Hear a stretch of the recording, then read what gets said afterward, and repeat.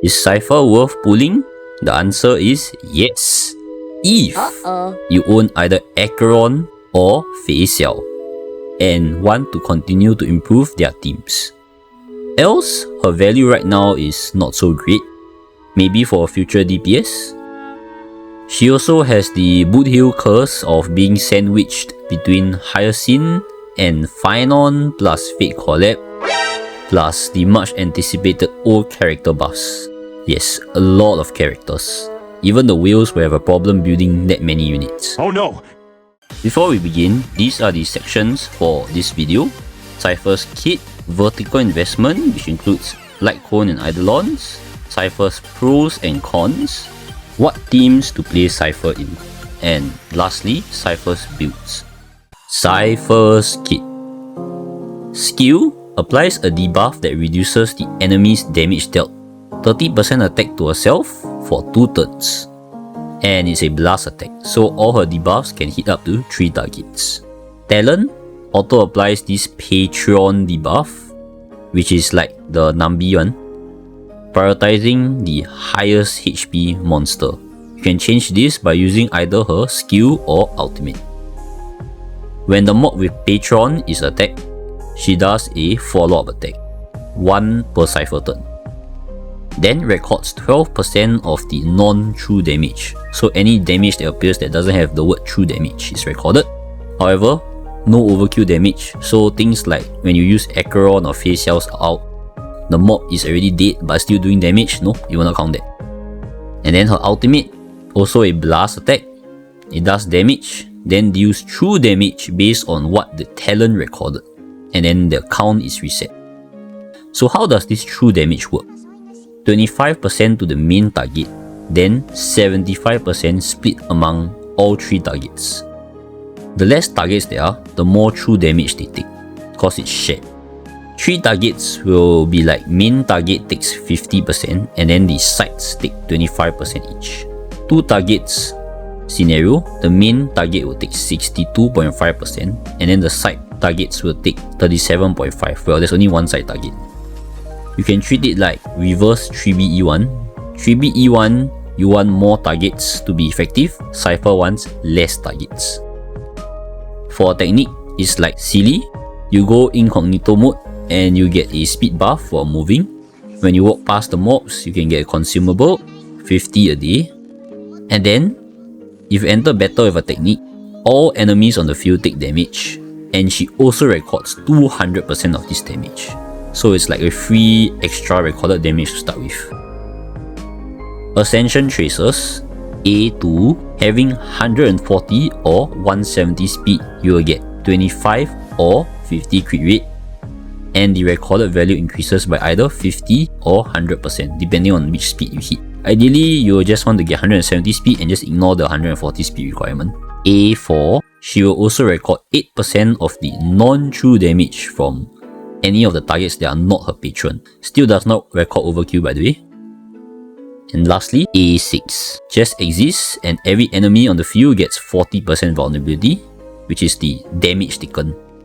100% free crit damage to Cipher's own follow-up attack. For her stat tracers, 14 speed, 14.4% quantum damage, 10 effect hit rate. And that's a brief overview of her kit. Now on to her vertical investment. First, the light cone. Cipher's light cone is what you will call a better resolution light cone, which is the Luca light cone. She gets 18% speed, which is much needed to hit the 170 speed requirement of both this light cone and her A2 trace. Both of them 170 speed. 24% defense down if you hit the 170 speed requirement, else it will only be 16%. Cipher's S1 is very universal for all Nihility supports. Speed is wanted by all of them, and defense shred is much higher than resolution, where it's at 24% versus 16%. Do note that this is comparing to resolution S5. Also, one drawback of resolution is that it can't get reapplied, but Cipher's S1 can be reapplied. Moving on to her Eidolons, E1 makes her recorded damage count for 50% more, and she gets a nice attack buff whenever she does a follow-up attack. E2, more vulnerability. E4, more damage. E6 is insane for a lot of attack damage, and 16% more recorded non-overkill damage. And after she uses the ultimate, she can keep 20% of the recorded damage. This is like Castery's E2, where after you finish exploding the dragon, you get back some of your new butt. E1 is a good stopping point for vertical investment, as true damage is really powerful. Remember E1 3B? Now the question, E1 or S1? S1 is better, as the speed buff from S1 greatly helps you to hit the speed requirement. Also, it's easier to win Light Cone than to win character. Now let's talk about Cipher's advantages and her value. 40% vulnerability just by being there, versus 35% that Jiao Qiu has. However, do note that Jiao Qiu has an additional 15% ultimate damage vulnerability. Next, Cipher's ultimate. You don't have a hurry to use it. You can just store it forever even, because you can keep stacking up the recorded damage, and then you just use the ultimate when you feel like it. So like maybe the first wave you keep the ultimate, you store a lot of damage, then the second wave you release it. Release your ultimate to deal all the damage to clear the wave. Something like that. She's also pretty SP positive. You don't really need to skill every turn. You can also basic, especially if you own her Light Cone. Basic will apply a debuff. She also doesn't need a lot of EHR, since she has really high base chance at 120%. Lastly, very strong true damage, much like E1 3B. Also, her true damage, right, is like a bounce attack. It works well in Blast, and it works excellent in single target. Now, for her cons, disadvantages. Oh no! Low multipliers. Because they are low, she's fated to be a sub DPS basically forever. Lastly, she's actually not best in slot outside of Acheron or Feixiao teams. Now, let's talk about what teams should you play your Cipher in. Cipher is much better in Acheron as compared to in Feixiao teams, as you'll be replacing your 4-star Pella, completing the premium Acheron team. However, if you have E2 Acheron, I would just stick with Jiao Qiu, as he can generate her stacks way better. But if you are one of those what if it will, it won't people and skip Jiao Qiu, I would wait, as Silver Wolf is getting buffed next patch. You can wait and see during the live stream and see who is better. For Feixiao teams, if you already own Topaz, it might not be too worth to pull for Cipher, because you're replacing a limited character with another limited character. And for 4 stars, Mose and March 7 Han can actually get the job done just as good. However, Cipher is still an excellent upgrade if you want to take your Feixiao to the next level, due to her strong sub DPS capabilities and true damage. For Castery's team, you can actually replace your 3B if your 3B is E0. And this is to take into account if you actually put for Hyacinth to replace your Gallagher, so pretty much a full premium team. 3B's usage in Castery's is not as significant if you don't have Gallagher, and Cipher can equally fill that role. Why do I say this? Is because without Gallagher's Besorted, none of your teammates can help stack new butt anymore, unless they are Hyacinth.